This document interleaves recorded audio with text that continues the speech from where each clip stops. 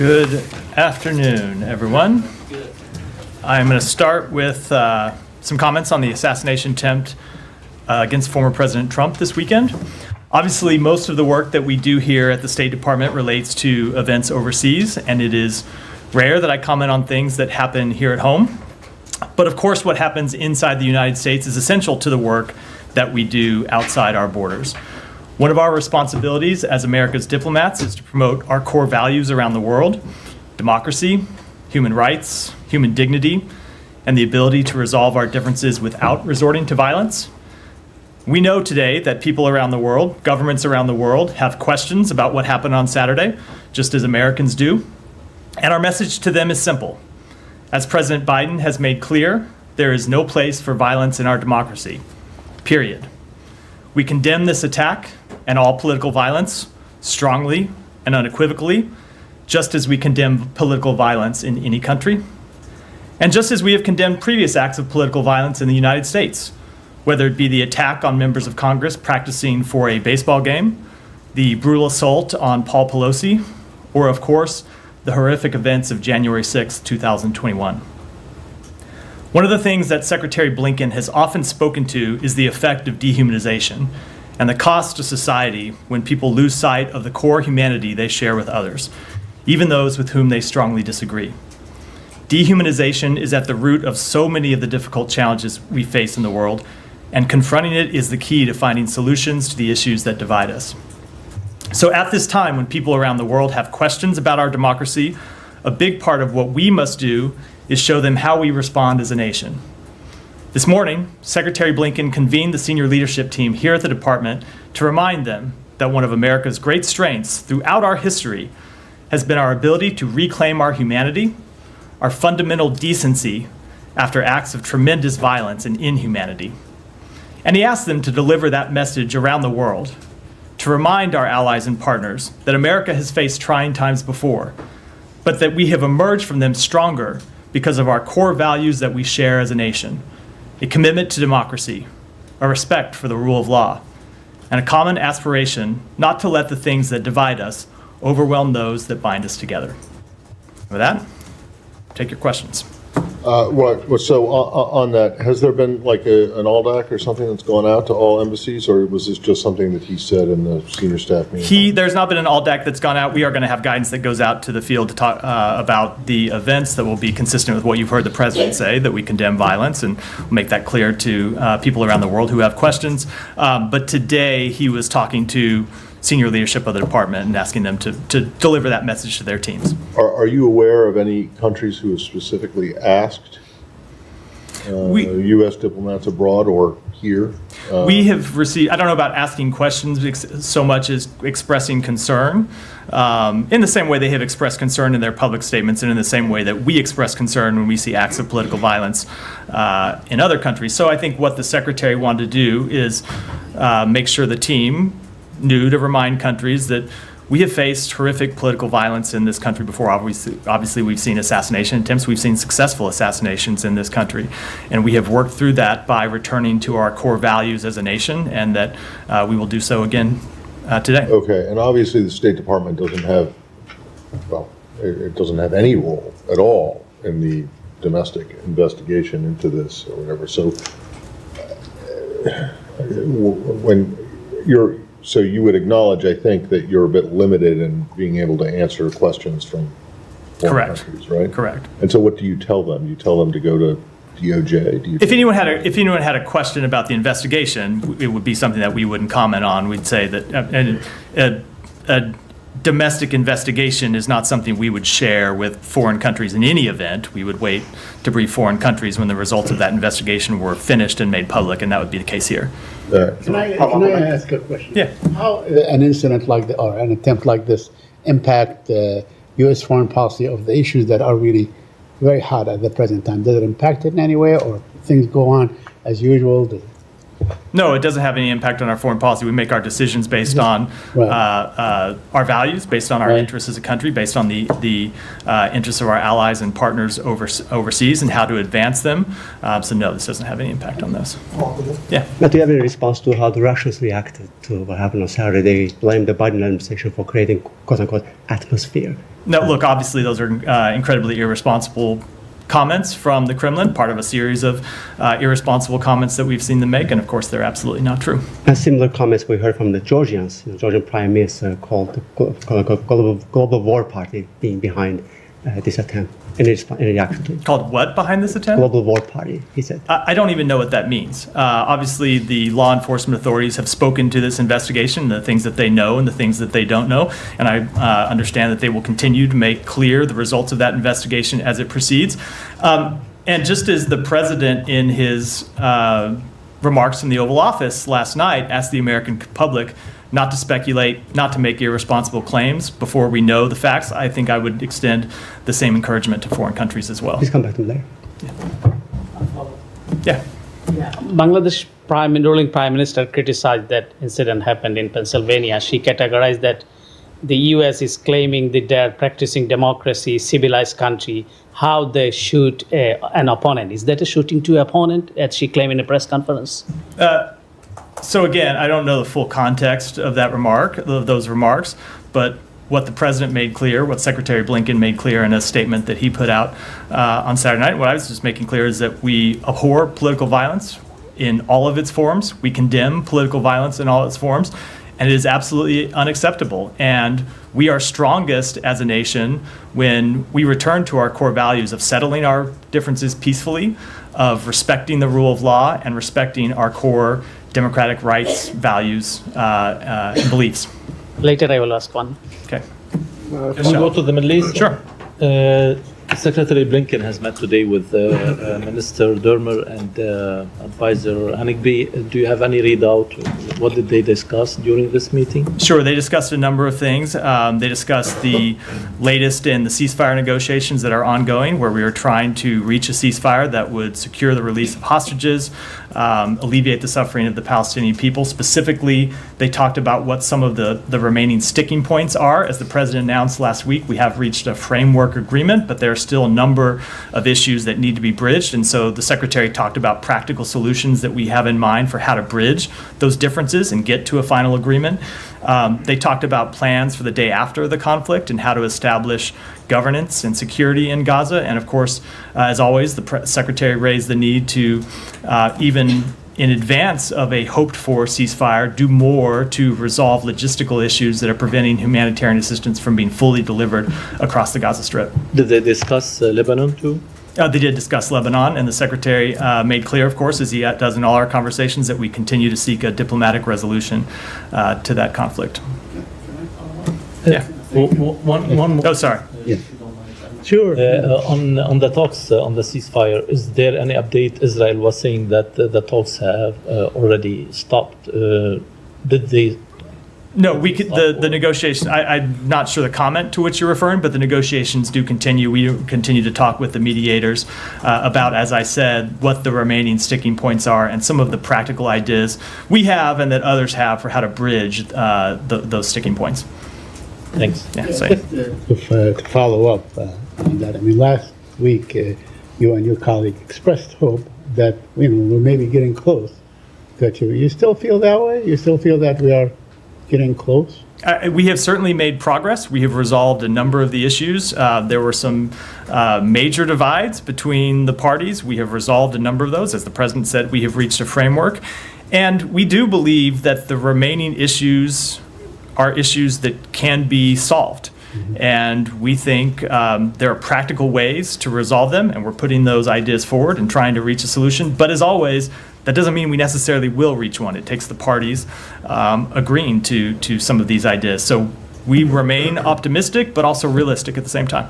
So you don't think that what Mr. Netanyahu did, the Prime Minister of Israel, by reversing, a major concession that they made apparently to the negotiators this past, only yesterday or the day before, you don't think that is actually an attempt on his part to scuttle the negotiations or if anything, just to stall it? So I will tell you what we heard directly from two senior advisors to Prime Minister Netanyahu today.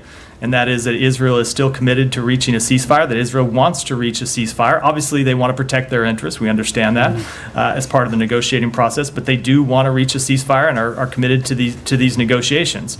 As I said, there are a few remaining sticking points, and we're working to try and resolve those, and we're committed to trying to do that.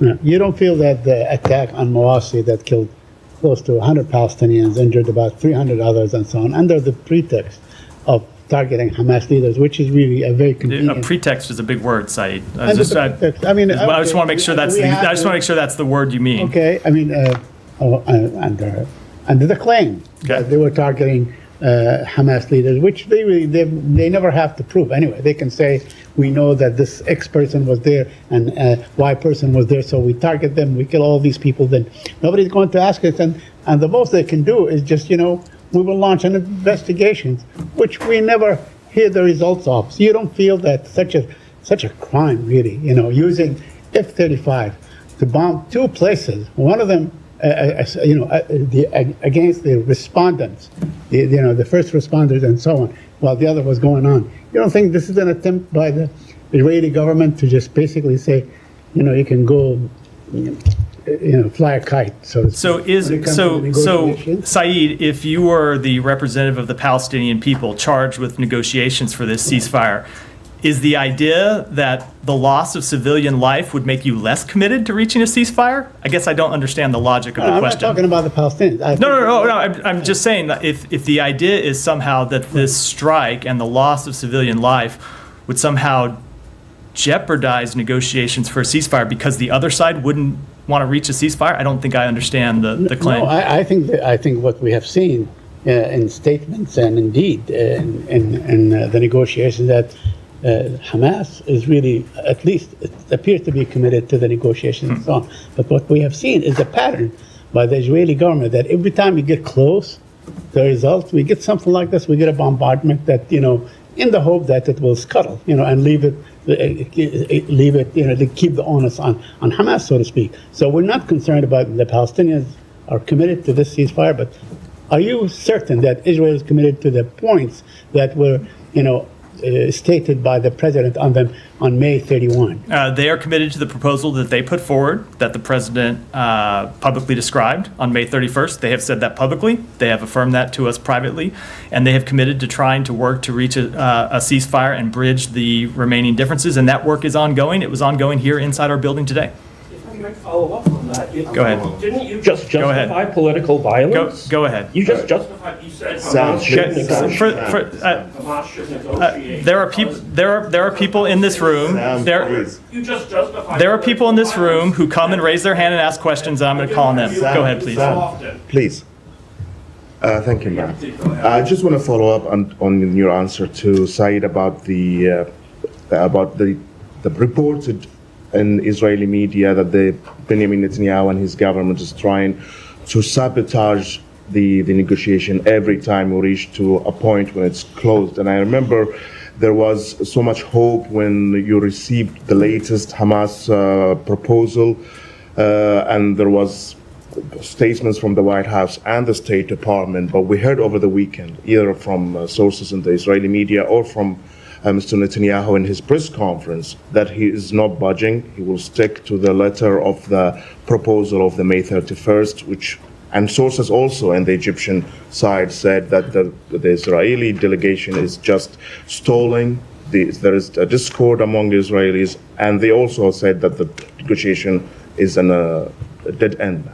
So we often see reports out of the negotiations, and I will just, without attributing anything to those specific claims, note that oftentimes the reports we see from the parties involved in negotiations don't reflect reality. Sometimes you see people make claims to try to leverage or try to increase their leverage in the negotiations. That said, we continue to hear from Israel directly that they want to reach a ceasefire, and they're committed to the proposal that they put forward. Now, does that mean that they're going to agree to everything that gets put forward by the other side? Of course not. And the same is true in every negotiation. That's why you have a negotiation, is try to resolve differences, and that's what we're trying to do.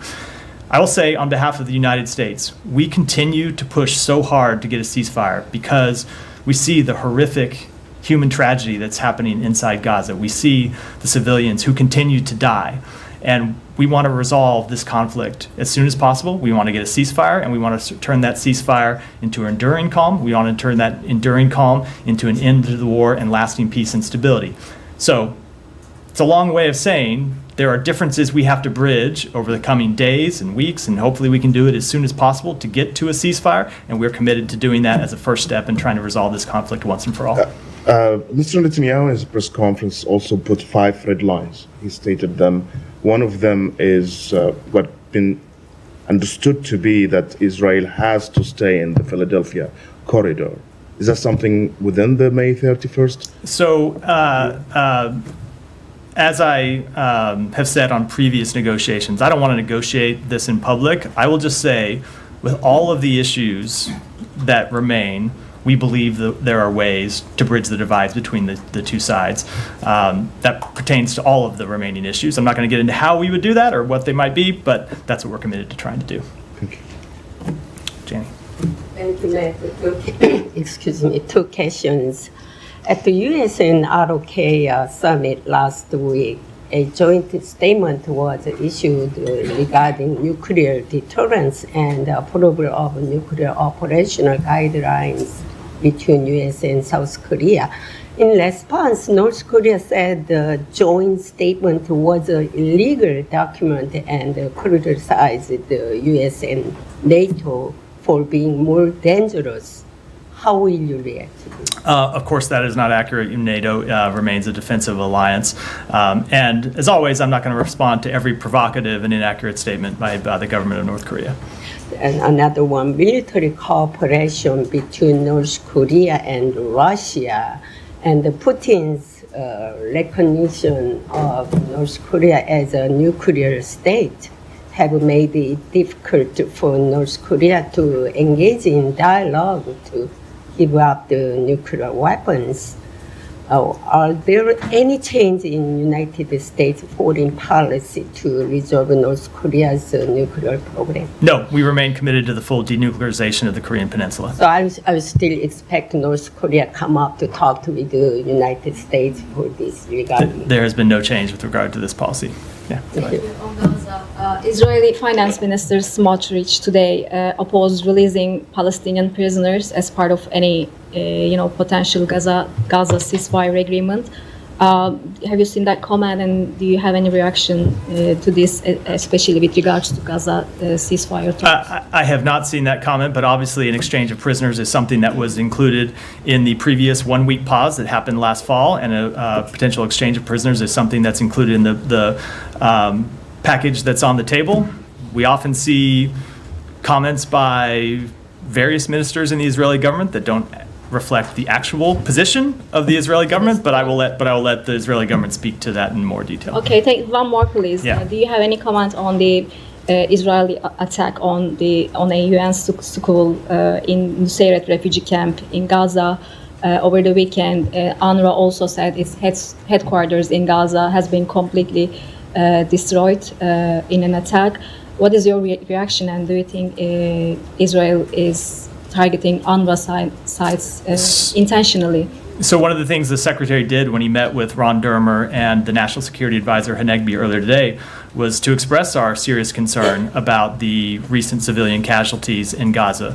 As I've noted before, we have seen civilian casualties come down from the high points of the conflict and even from where they were, say, 6 weeks, 2 months ago, but they still remain unacceptably high. We continue to see far too many civilians killed in this conflict. We want to see civilian casualties completely ended. It's why we are pushing so hard to a ceasefire, but even in advance of a hopeful ceasefire, we want to see Israel do more to reduce civilian casualties. Now, with respect to that strike, Israel has claimed that they were targeting militants who were inside that site. They do have the right to target militants. Does that justify attacking on civilians? No, that's what I'm just saying. We do, but no, of course it does not justify any attacks on civilians. We don't want to see any attacks on civilians. We don't want to see any civilian deaths. So, as always, this is the difficult thing in this conflict when you see militants who continue to hide in schools, in mosques, in hospitals, in other facilities. It makes the challenge that Israel faces incredibly difficult. But no, we don't want to. There's nothing that justifies attacks on civilians. No, yeah, go ahead. And did Hanegbi and Dermer give the Secretary any update as to if the strike actually killed a top Hamas commander? They do not have certainty yet. They don't. Do you expect that they will eventually have certainty on this one, or is this one where I can't say expect. I think they certainly hope to have certainty, and we would hope that they have certainty, but they don't. They don't yet. Okay, and can I just pivot to one thing still on Israel? But my CNN international colleagues reported over the weekend that commanders of the Israeli military battalion, the Israeli Netza Yehuda, have been promoted to IDF positions and are running operations in Gaza now. I ask about it because obviously this is one of those battalions that was accused of gross human rights violations committed before October 7th, but the United States didn't make a decision as to whether or not you guys are going to restrict U.S. military assistance that could get to that battalion. So I just wonder if you guys have a response to the fact that now some of these former officials part of this command are now in Gaza, and if you've talked to Israeli officials about that at all. We have been talking to Israeli officials about this unit as part of our ongoing review and asking them for information and receiving information and getting that and reviewing it. I'm not aware of any conversations as of yet. They may have happened, and I'm not aware of them about people who were formerly of that unit that have gone on to other positions. So you don't know if the U.S. government was made aware or not that they were going to go on to positions in the IDF and in Gaza? I don't. Okay, and I mean, like timeline here, I mean, this, you guys made this determination more than almost 3 months ago now. The secretary said that you guys were engaging to identify an effective remediation path for this unit. I don't have a timeline. We want to resolve it as expeditiously as possible, but we're continuing to engage with the government of Israel about what effective remediation measures might look like, and that's a process that's ongoing. And are they providing you all with the information you've asked for? They have provided us with information. I can't speak to the full status of where that stands and what, when it comes to getting information from them, but they have provided us some information, yes. Gita. Thank you, Matt. There's a group of American Iranians outside this building today protesting to what they're saying very long delay in the processing of their family members' visa applications, different types of visas, obviously. And they're saying that they're hearing of others who have put in applications much later than them, and those people are processed and they've received their visas, however, not these people. Is priority being given to any certain group of visa applicants? So I can't speak to those questions with any specificity. As you know, visa records are confidential under U.S. law. But I can say that we review and act on all visa applications as quickly as we can, but it's important that we are thorough in that review. Visa applicants have to undergo a thorough security screening. That's part of the process, as well as other measures. And so that's the process we have to go through. I know it's sometimes frustrating for people. Oftentimes we can't explain the delays that there are in acting on any one applicant's status or their application, but it's something that we try to do as quickly as we can, but not at the expense of sacrificing thoroughness. It is so you cannot explain, and that's one of their major grievances. Well, at least tell us, what's going on, so we either know it's one way or another, yes or no, or if they need to do something. I certainly understand the difficult situation that people are in when they have applications that are pending and they want to either, of course, first priority is to see them approved, and absent being approved, they just want an answer. All I can say from here is that we do act as quickly as possible, but sometimes it's a difficult process. There is security screening that we have to go through and other steps, and so we take those measures as quickly as we can, but our first priority is to make sure that we're thorough. Yeah, Michelle. To the region, did the secretary discuss with the Israeli officials the delivery of arms to Israel, and is there any update regarding the 2,000 bombs? I don't have any readout with respect to that potential discussion about that. It is something that often comes up in those meetings. But no, there is no update with the delivery of the 2,000-pound bombs. That shipment remains paused and under review. Thank you. Yeah, go ahead. Thank you very much, Matt. A couple of questions. It's very nice to hear State Department talk about the political violence. Last week in Pakistan, similar comment you had made was taken out of perspective a little bit because President Trump has been shot as well and Imran Khan was shot as well. But over there, the reaction was not the way it is in the US. So my first question is that Supreme Court of Pakistan, most of the judges favored Imran Khan. The guy was shot. Political violence in the US, all 1,000 people, 600 pleaded guilty, 400 were charged, punishment was given. Foreign minister is charged today in the similar violence that happened in Pakistan a year or 2 years, more than a year after the political violence happened over there, and he's charged today. The political party is being banned of Imran Khan. Today, the government has decided that. Your entire Congress has decided to rule in that favor.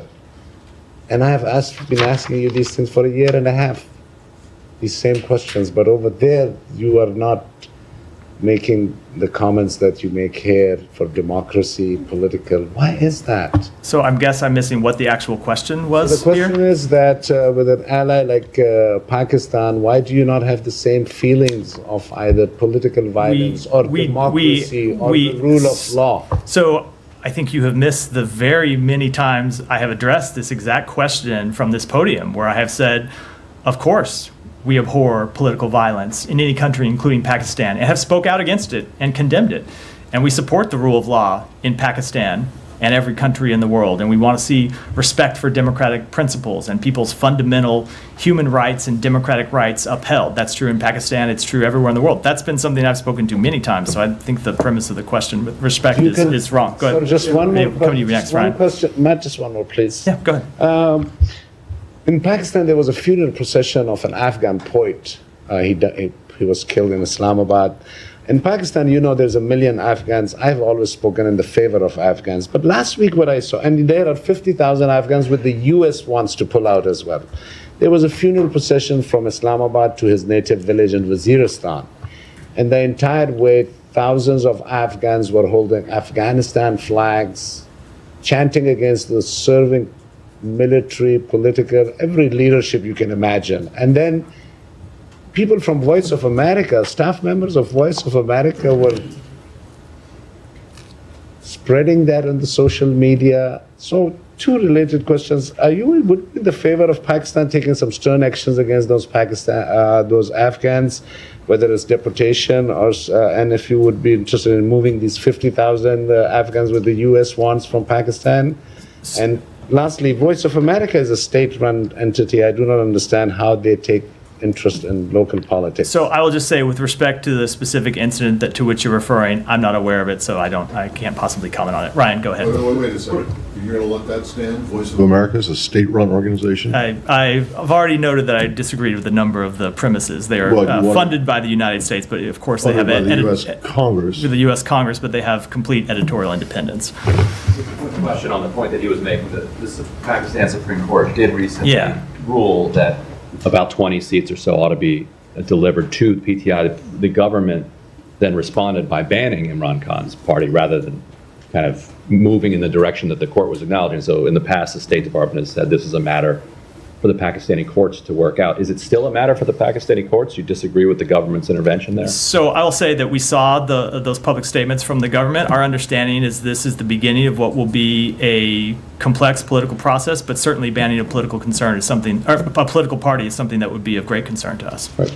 Quick follow-up on Cuba. Yeah. We've talked to some Cuban business owners in the wake of the State Department moving them off of the list of people who are not helpful what is it? The list was states that are not helpful in combating terrorism. They were removed from that. The business owners in Cuba are saying that because Cuba is still on the state sponsor of terrorism list, that it's harder for them to do business with European countries, with other Latin American countries. than it was even during the Trump administration. Is the State Department still looking at this before the end of Biden's first term? I just don't have any updates on that process. Sorry. Yeah, Alex, go ahead. Thank you, Matt. Two topics. Ukraine. There are reports that Ukrainian leaders walked away frustrated the summit after the U.S. refused the latest request in terms of launching using American weapons to strike inside Russia.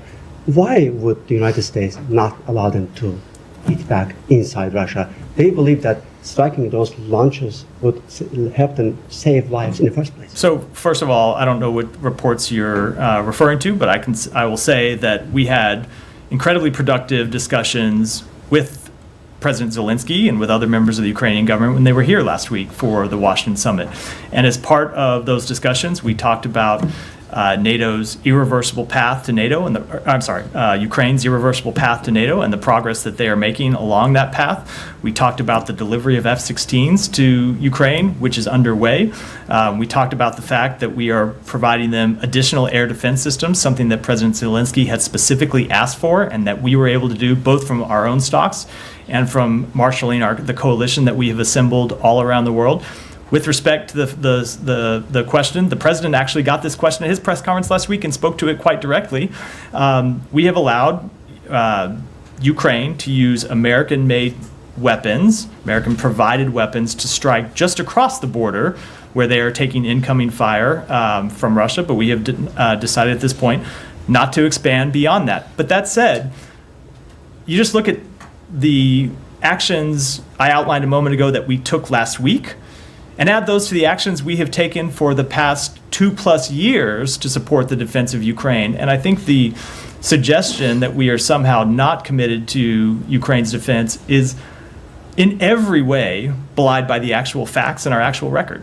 When the president was asked about that, his response was about the capabilities to strike Moscow. That's not what we're talking about. The question is, why not allow them to strike launch sites? We have decided that that is not an appropriate step for the United States to take now at this time. But that doesn't change the fact that we have provided Ukraine with significant capabilities to launch attacks against the Russian troops that are that continue their aggression against Ukraine, that we have provided them with the ability to strike across the border, and of course that we have provided them significant air defenses, which really is what we're talking about here. When you have this question about strikes inside Russia, a lot of it relates to Russia's ability to launch assaults that then, missiles and other weapons, drones and other things that then land inside Ukraine. So we have provided them with air defenses to help repel those attacks, and that's what we'll continue to do. Okay, my second topic on Azerbaijan and Armenia, the Secretary hosted the meeting says, beyond your readout, could you help us understand if there was any progress noted at all? So I don't want to give any more detail beyond the readout, other than to say, and you heard the Secretary say this at the opening of the meeting in his public comments. In fact, I think I saw you standing outside the room before those comments, so I know you were there, is that the two parties have made incredible progress, and they have come a long way. And so what we continue to do is push them. A peace agreement between those two countries would mean so much for those countries, and it would mean so much for the region, for peace, stability, for security in the region. We do think a deal is possible, but it requires both sides to make some difficult choices and tough compromises. And so what we're going to do is continue to push them to resolve those final differences and reach an agreement. Have you succeeded at all in Washington? The Secretary's comments came before. We have made progress. I'm not going to speak to it in detail, but we don't have an agreement yet, and we're not going to rest until we reach one. Thank you.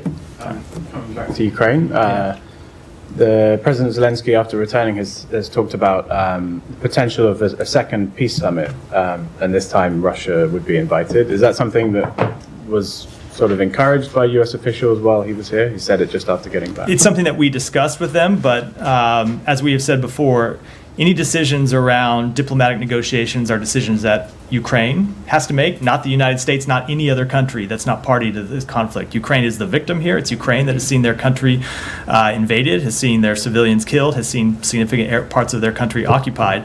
And so it's for Ukraine to decide when and how and in what shape to undertake diplomatic negotiations.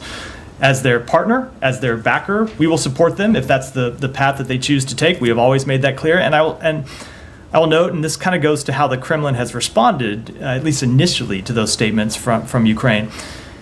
We always supported diplomacy when Ukraine is ready, but it has never been clear that the Kremlin is ready for actual diplomacy. That was clear at the beginning of this war when we were pursuing diplomacy and the Kremlin pulled the plug on diplomacy and invaded.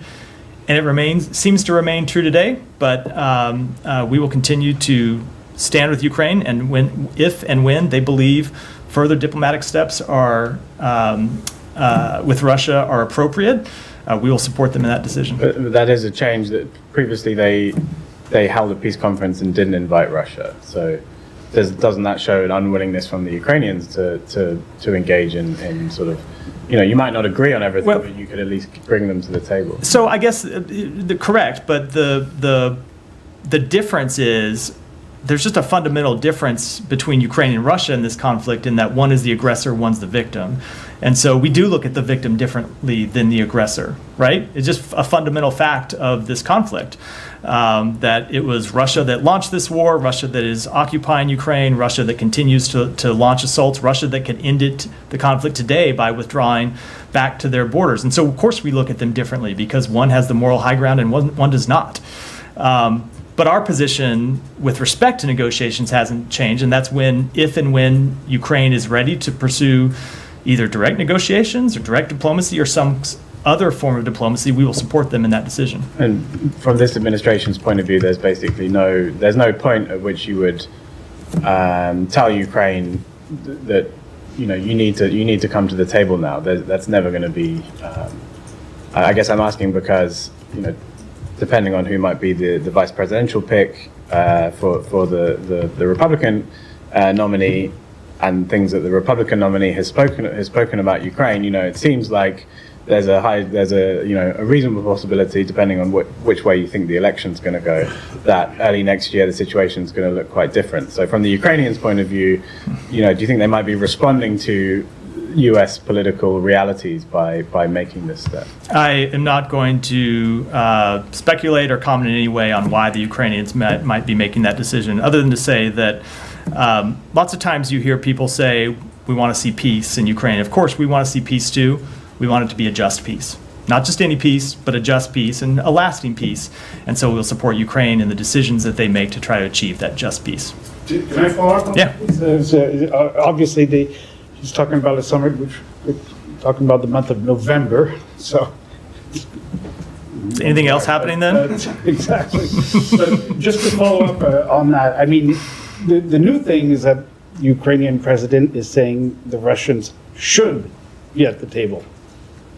So, I mean, the question, and which is different from the summit in Geneva or next to Geneva or wherever. So, do you support that?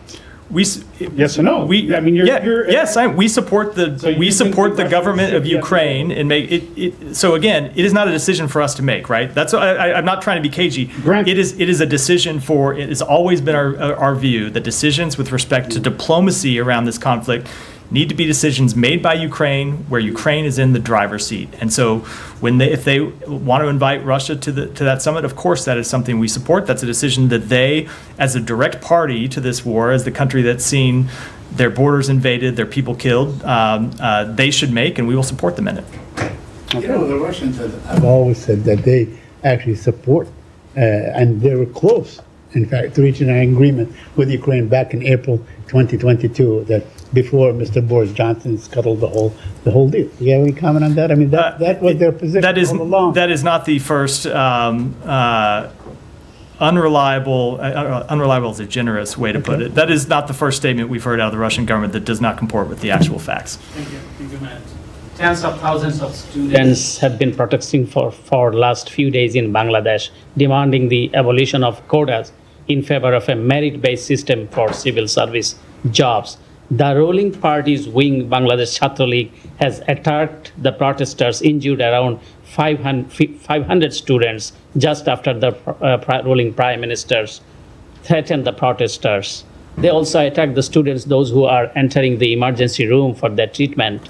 So what is your stance on those ongoing massive protests in Bangladesh? So we are aware of and are monitoring reports of widespread student protests in Dhaka and around Bangladesh that have killed 2 and attacked and injured hundreds. The freedom of expression and peaceful assembly are essential building blocks of any thriving democracy, and we condemn any violence against peaceful protesters. Our thoughts are with those who have been impacted by this violence. Thank you. Thank you, Matt.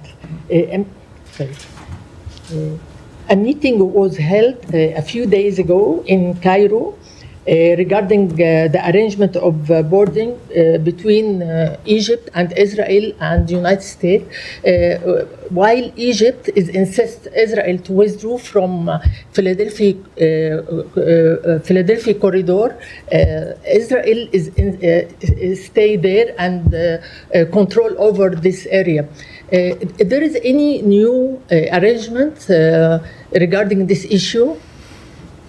No new agreement, but it is something we are working on. Israel has very real security concerns about the Philadelphia corridor. That was a chief, if not primary, smuggling route for Hamas to get weapons into Gaza that they used to launch the attacks of October 7th, that they used to launch rocket attacks against Israel, that they used to oppress the Palestinian people.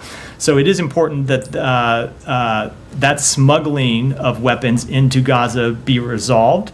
It's also important that we find a way to reopen the Rafah border crossing. So we have been in talks with Egypt and with Israel about how to accomplish all those objectives, but I don't have any announcements to make today with regards to any agreement. It's something that we're continuing to work on. Okay. Next question, please. When will the United States condemn Israel targeting of civilians in Gaza, especially considering that U.S. administration is providing Israel with the weapons that killed the Palestinian civilian? We are incredibly troubled by the ongoing deaths of Palestinians in Gaza. I've made that clear. I spoke to that earlier in the briefing in response to a question from one of your colleagues. Yes. As I said, it's an incredibly difficult situation. It remains an incredibly difficult situation. When you have not just Hamas militants, but if it turns out to be true that Mohammed Deif was actually hiding among civilians, one of the leaders, the number two in the leadership of Hamas in Gaza, was hiding among civilians in Gaza. It just shows the very difficult challenge that this war poses. Obviously, he is a legitimate military target. He has tremendous blood on his hands, including the blood of American citizens, I should remind everyone of. And so he is someone that Israel should be allowed to target and go after, but they have to do it in a way that minimizes, that prevents civilian casualties, and it's very difficult operating in this environment, but that doesn't in any way alleviate their responsibility to do so. But is this justify to kill civilians, children? There is no justification for the death of civilians. No, absolutely not. We don't want to see any civilians die. There is justification for strikes on military targets and militants, including the leadership of Hamas, and those are strikes that we support, but they need to be carried out in a way that to the maximum, to the furthest extent possible, minimizes and prevents civilian harm. That is what we continue to press upon the government of Israel. As I said earlier, civilian casualties have come down fairly significantly from earlier in the war, but they still remain unacceptable. And that is why we continue to push for a ceasefire. It's why a ceasefire is so important, because then you wouldn't have kinetic activity inside Gaza that was leading to these civilian deaths day after day after day. You would have a pause in the conflict, a ceasefire that hopefully we could widen into an actual end to the war. And also Israel needs strong words from United States to condemn killed civilian, not only not allowed. And I think I just made very clear that we are incredibly troubled by the deaths of civilians. And I can tell you, Secretary Blinken made that very clear in his meeting with senior Israeli officials earlier today. But the United States wouldn't do something like this. I mean, it was time and time again that they actually held back striking, whether in Syria and Iraq, because some civilians were compromised. They have done that a number of times. So would the United States do what Israel just did? I cannot speak to the exact circumstances about how targeting decisions are made. I spoke to the principles that we believe in and will continue to. Go ahead. Sir, the Pakistani government has announced a ban on former Prime Minister Imran Khan's political party, Pakistan Tehreek-e-Insaf. The Information Minister says that Imran Khan and his political party involved in anti-state activities. You always talk about democratic values. What are your thoughts when you see such kind of undemocratic moves in a country like Pakistan? I don't know if you walked in late, but I got this question about 10, 12 minutes ago from Ryan and spoke to it. He was mixing up with many questions. So what's that? Oh, well, it's okay if you were surfing your phone instead of listening to my answers. It's fine. I'm happy, always happy to repeat myself. What I said in response to Ryan's question is that no, we've seen the reports and the statements made by the government. Our understanding, this is the beginning of a complex process, but certainly the banning of a political party is something that would be of great concern to us. I think Ryan also asked about the Supreme Court decisions. The State Department expressed concerns after the elections in Pakistan and asked for the investigations. So when Supreme Court now handed over these 20 seats to Pakistan Tehreek-e-Insaf, but this is something State Department was looking, that kind of investigation. So as we've said, we support the peaceful upholding of constitutional and democratic principles, including respect for human rights and freedom of expression. We support democratic processes and broader principles, including the rule of law and equal justice under the law. And as those internal processes continue to play out, we will monitor these decisions and further decisions by the courts. After Indian Prime Minister Modi visit to Moscow, both the countries decided to boost their trade relationships, and stats shows that last year the trade was $65 billion. President Zelensky, in his statement, termed this a devastating blow to the peace efforts. What are your comments on this multi-billion-dollar trade and Zelensky remarks? So India has a long-standing relationship with Russia. I think that's well known. And we have, speaking for the United States, encouraged India to utilize that relationship with Russia, that long-standing relationship, and the unique position that they have to urge President Putin to end his illegal war and to find a just peace, a lasting peace to this conflict, to tell Vladimir Putin to respect the UN Charter, to respect Ukraine's territorial integrity and sovereignty. And that's what we'll continue to impress upon the government of India, who is an important partner of ours when it comes to their relationship with Russia. Go ahead. Thank you, Matt. Question on normalizing relations between Turkey and Syria. There is a lot of discussion on that issue in the region, and Iraq has took initiatives to set up a meeting between Ankara and Damascus to normalize relations between Turkey and Syria. How do you see that, and will that affect your policy towards Syria, especially to northwest Syria? Let me take that question back. And another question. Yeah. Recently, Iraqi foreign minister, he was in Washington and he talked to the press. He said that there is a lot of engagement and discussion with the U.S. about restrictions on the U.S. Iraqi banks, U.S. restriction on Iraqi banks. And they are requiring and requesting the U.S. to remove these restrictions. Do you see any positive signs from the Iraqi banks that they changed their behavior, their links with the Iraqi militia groups and sending dollars to Iran? I think that's a question I'm going to refer to my colleagues at the Treasury Department. And with that, we'll wrap for today. Thanks, everyone.